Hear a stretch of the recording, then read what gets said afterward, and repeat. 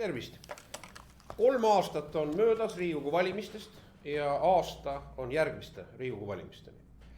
Ja arvestades seda segadust, mis on Reformierakonna poliitika tulemusena Eesti majanduskeskkonna ja rahanduspoliitika puhul aset leidnud, pidasime me vajalikuks Isamaa poolt astuda tavatu samm Eesti poliitikas ja teha audit selle kohta, mida on tähendanud Eesti rahandus- ja majanduspoliitikale 3 aastat Reformierakonna juhtimist. Ja selle auditi puhul oleme me kaasanud majanduseksperte, kaasanud ka avaliku sektori kogemusega, auditi kogemusega inimesi. Ja nüüd me püüaksime avada teile esiteks makrotrende, mis on selle 3 aasta jooksul juhtunud, ja teiseks seda, kuivõrd on Reformierakonna poliitika lubadused enne 23. aasta valimisi ja tegelik elluviimine olnud omavahel kooskõlas. Et me saaksime ühiskonnas aru, milline on asjade seis. Ja nüüd sõna on majandusekspert ja linnapea Peeter Raudsepp. Aitäh! Head ajakirjanikud, me oleme vähemalt 3 aasta jooksul saanud kuulda põhjendamatuid lubadusi ja ka mina ütleksin, et kergemeelseid prognoose. See, et varem või hiljem saabub tõehetk, on olnud vältimatu. Ja selles auditis me käsitlemegi neid asjaolusid, et miks me oleme ilma jäänud majanduskasvust, miks meie rahvusvaheline konkurentsivõime on kahanenud ja miks meie elanike jõukus on kahanenud. Et lubadused on olnud, aga tegelikkuseni me jõudnud ei ole. See audit on tuvastanud, et Eesti taasiseseisvuse ajaloo jooksul, siis alates 1991. aastast vaadates, oleme me pikimas majanduskriisis. Nii on hinnanud seda Eesti Konjunktuuriinstituudi eksperdid oma viimases konjunktuuri väljaandes möödunud aasta lõpul. See kestab. Majandusseisu on hinnatud kuigi paranevaks, siis ikka halvaks ja nii on ta olnud tegelikult 23. aasta algusest peale, ehk siis juba enam kui 3 aasta jooksul. See on stagnatsioon.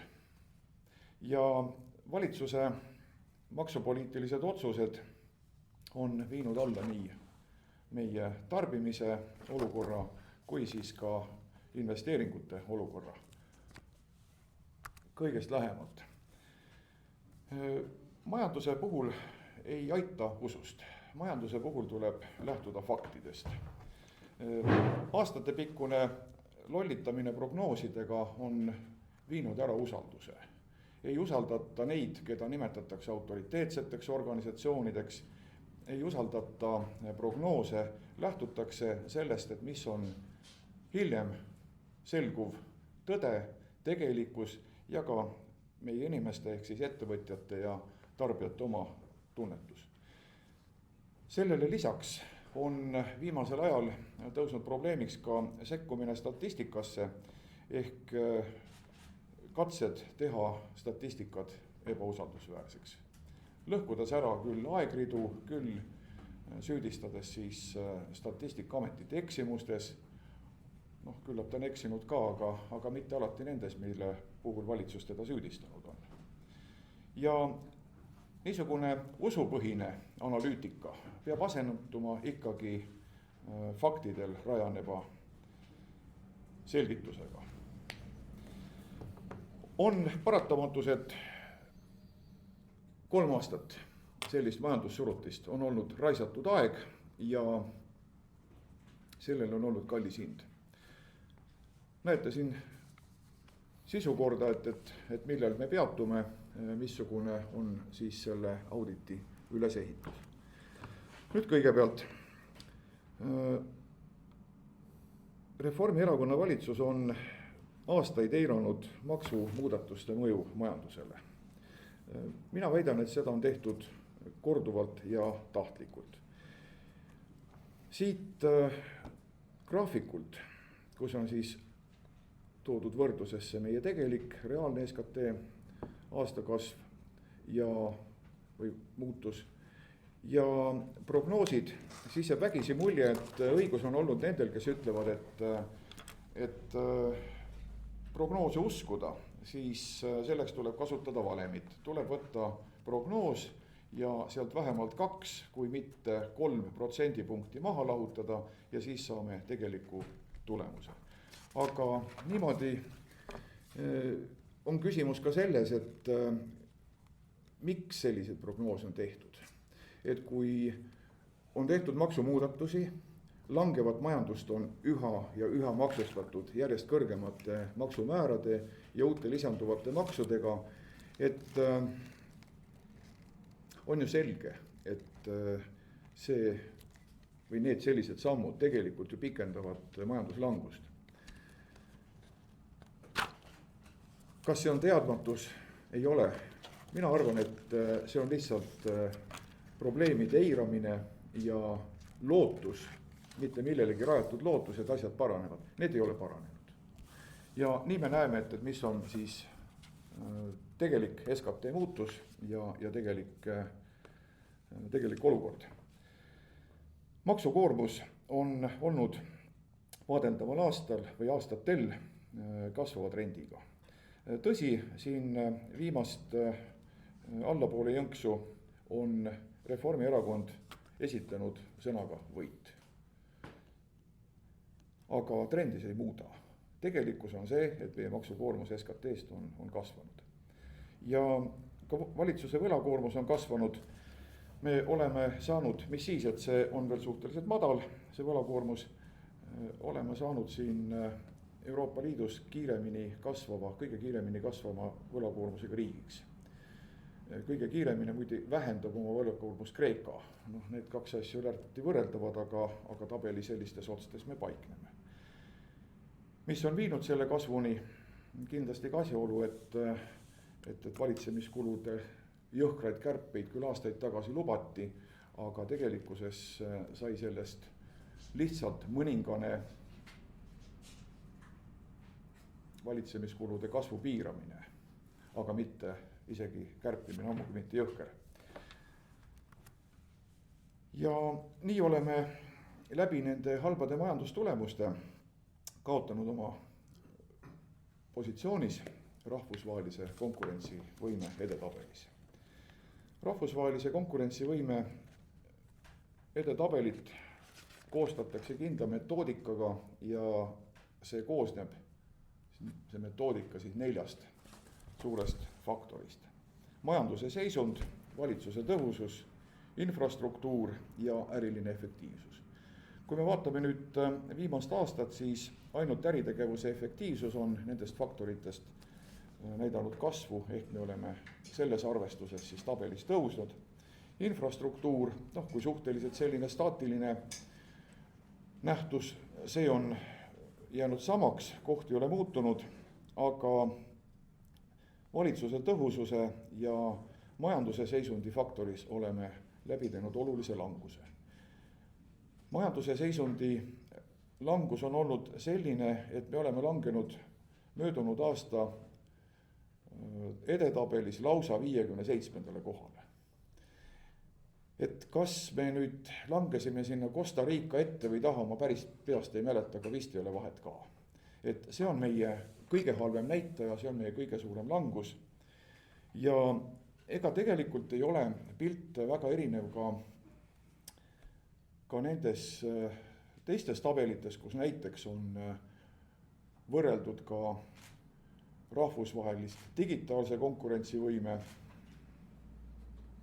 siis reitingut. Ka seal oleme me Leedule järgi andnud maailma juhtiva digiriigina,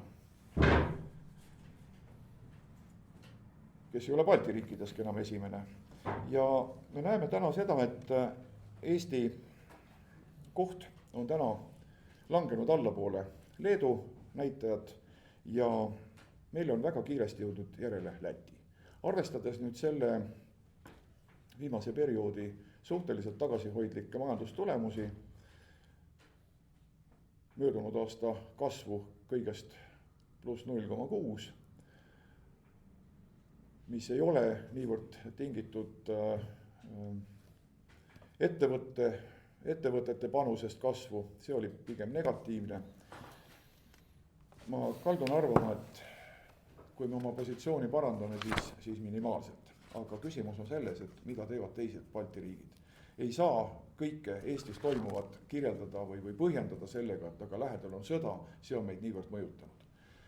Balti riikide võrdluses on näha, et teised riigid on oma majanduspoliitika poolest olnud edukamad.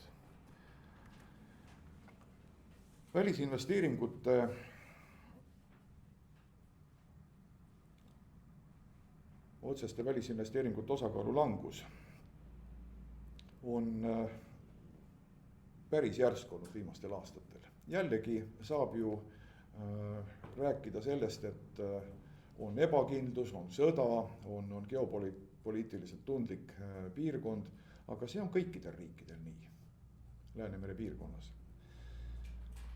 Oma suur osa on siin tegelikult Reformierakonna valitsuse ettearvamatusel. Ehk meie ettevõtjad ei tea, kuidas investeerida, ei tea, missuguseid riske võtta. Majandus ei ole kunagi nähtus iseenesest. Majandusest alati seisab kõrgemal poliitika, mis määrab seadused, mis omakorda loob majanduskeskkonna. Ja see majanduskeskkond on meil olnud heitlik. Ma ei oska, võib-olla otseselt siia see ei puutu, aga kõige ilmekam näide ettearvamatusest on tegelikult olnud automaks. Et mida kõike on saanud ühe maksu kohta rääkida, kuidas seda põhjendada, kuidas seda öelda, et miks seda on tehtud, kuidas seda tehakse, kuidas seda rakendatakse ja lõpuks siis, kui tundub, et no nüüd ongi kõik, ei, see kõik jätkub. Ehk taoline heitlik keskkond ei ole olnud investeerijatele hea. Meil on kallis energia, aga meil on ka tarbimise halb olukord. Meie jaemüük ei kasva. Meie toidukaupade jaemüügi maht langeb ju alates 2022. aasta teisest kvartalist, aga seda on juba 4 aastat siis. Toidukaupadel. Jah, aga jaemüügi maht on siiski väga tagasihoidliku positsiooniga ja niimoodi on ka Konjunktuuriinstituudi eksperdid oma aastalõpu väljaandes või hinnangutes hinnanud siis nii investeeringute kui sisetarbimise mahu või seisundi halvaks. Oluliselt alla pikaajalise keskmise. Mida see tähendab? See tähendab seda, et niimoodi on meil ju pärsitud lähtuvalt tarbimise halvast olukorrast selle aasta majanduskasv ja lähiperspektiivi majanduskasv ja investeeringute halvast olukorrast aastatepikkune vaade. Me oleme sellest häiritud.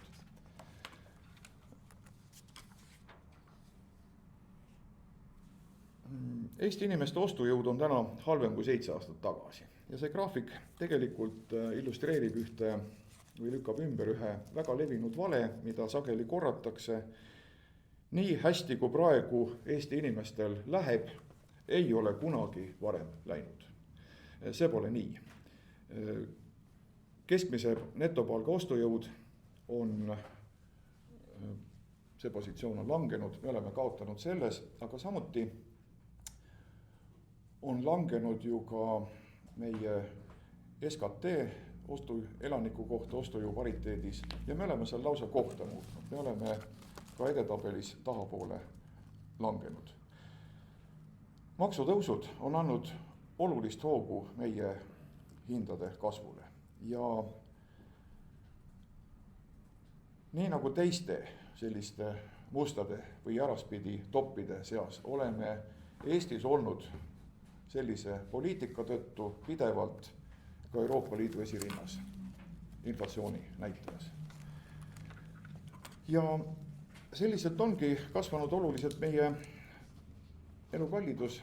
Hinnatasemelt me ei ole enam Eestis kaugeltki mitte odav riik, me oleme Euroopa keskmisele hinnatasemele tõusnud, me rühime sealt edasi ja kõige halvem on see, et nende kaubagruppide võrdluses on esirinnas need kaubagrupid, mis on tavalisele inimesele kõige enam vajalikud, vältimatud kulud. Ehk need on toidukaup, need on garderoobikaup. Me oleme nendes kategooriates lausa hinnatasemel top 10. Ja siis ei ole ka imestada seda, et meie inimeste kindlustunne, tarbijate kindlustunne on halb. Aastal 2023 see Eesti vastav näitaja, tarbijakindlusindikaator, asus hoopis teisele trendile kui meie naaberriikidel. Pean siin selgitama, et tarbijakindlust mõõdetakse selliselt, et hinnatakse 4 komponenti. Kõigepealt pere toimetulek kuni 12 kuud tagasivaates, prognoos pere toimetulekule siis 12 kuuks, riigi majanduse perspektiiv ja püsikaupade ostuprognoos. Kõige stabiilsem on olnud seal püsikaupade ostuprognoos ja kõige madalamale tasemele oli seal langenud riigi majanduse perspektiiv. Ehk hinnang, mida meie tarbijad läbi küsitlust annavad siis riigi majanduse väljavaadetele. Kas see on olnud põhjendatud, kas see on olnud õiglane, see hinnang? Mina väidan, et on küll. Olen varasemalt sellele viidanud ja viitan veelgi, et meie tarbijad on hinnanud riigi majanduse perspektiivi oluliselt täpsemalt, kui seda on teinud näiteks Eesti Pank. Kui ma vaatan seda aegrida, et kuidas on Eesti Pank andnud siis möödunud aasta SKT muutusele hinnanguid, siis alustatud on 22 aasta lõpust ja tasemelt, et SKT kasvab 4,4%. Jõudsime siis reaalsuseni, et see kasvas 0,6%.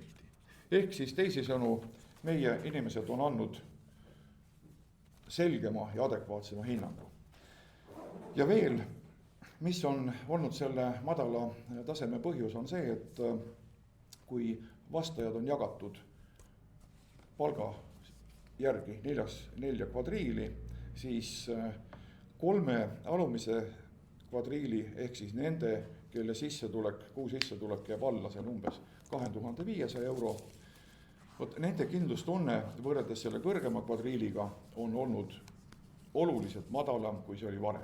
Ehk niisugust suurt vahet ei ole ajalooliselt me varem näinud. Me loodame, et see lähiajal paraneb, aga ütleme, et selliseid selgeid tegevusi, mis võiks meie tarbimist ergutada, oleks ilmselt vajalik küll ette näha. Nii, ma võtan järje üle. Auditi leid on selline, et võrreldes Reformierakonna valitsuse prognoositud SKP kasvuga on tegelikkuses meie SKP olnud nende 3 aasta jooksul 4 miljardit eurot väiksem. Näete, me saame kvantitatiivselt väljendada Reformierakonna valitsuse poliitika mõju. 4 miljardit eurot väiksem, millest maksutulu oleks suurusjärgus laekunud 1,3 miljardit eurot. Teiseks, 2000 meie töötlev tööstus on, kui me võrdleme aastat 21 versus 25, on jätkuvalt 25. aasta lõpuks 16% madalam. 16% madalam.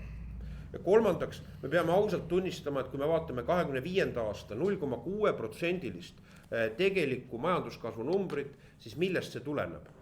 See tuleneb esiteks laenurahast valitsemiskuludest, see tuleb valitsussektori kasvust ja see tuleb statistika meetodis kasutatavast ka tootjahindade maksude arvestamisest SKP-sse. Ehk teisisõnu, maksutõusud on loonud selle 0,6% majanduskasvu.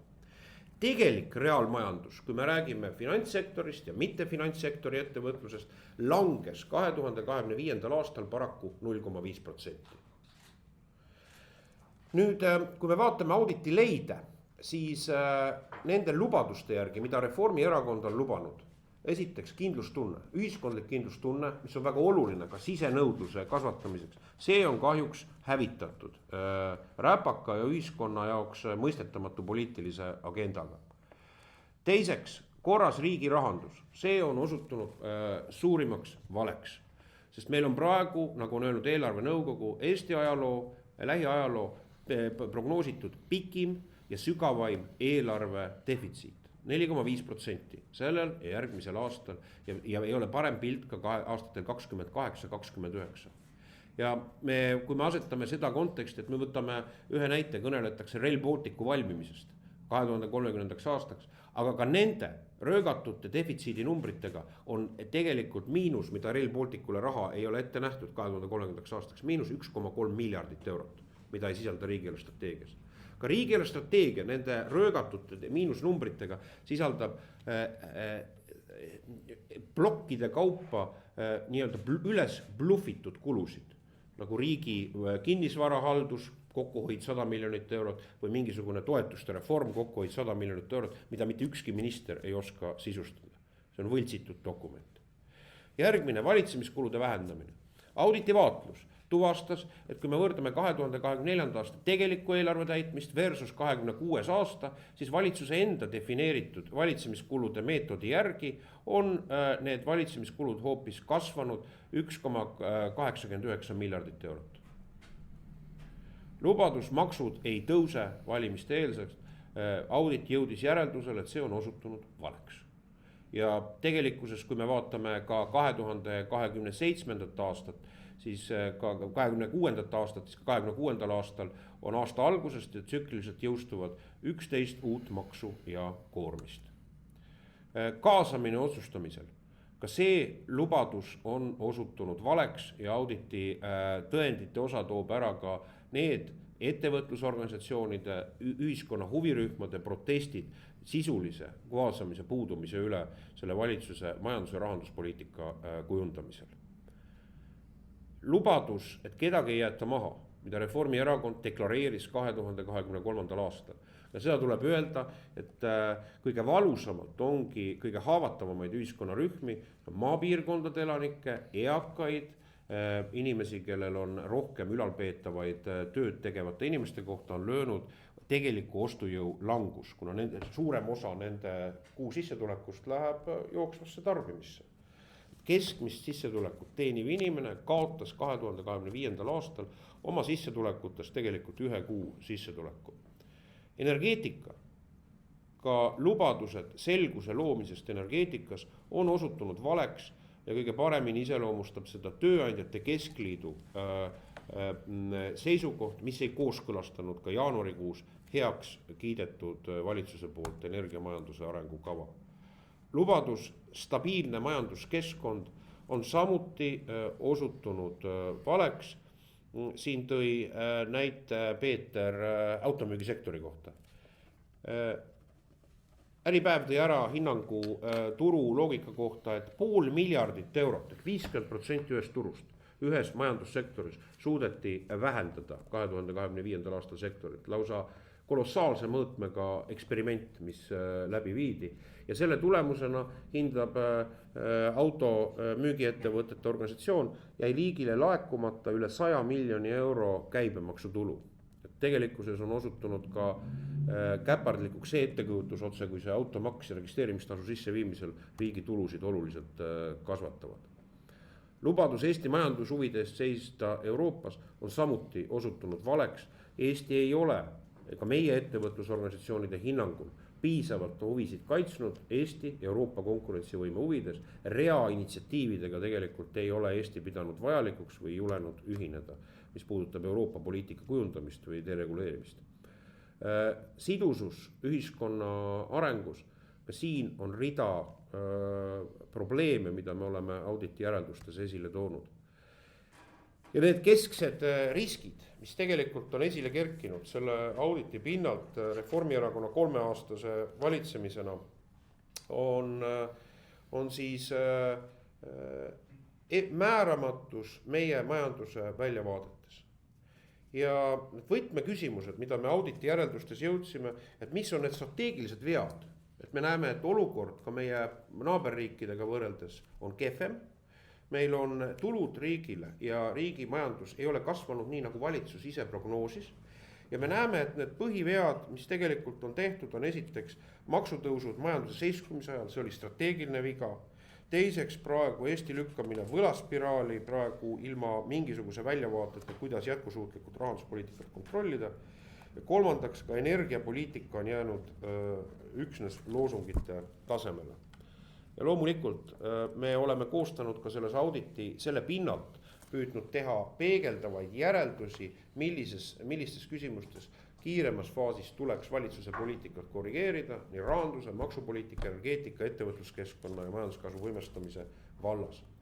Aga meie järeldus on sellest auditi tulemusena hävitav selles loogikas, et Reformierakond on läbi kukkunud selle 3 aasta poliitikas, riigi majandus- ja rahanduspoliitikas.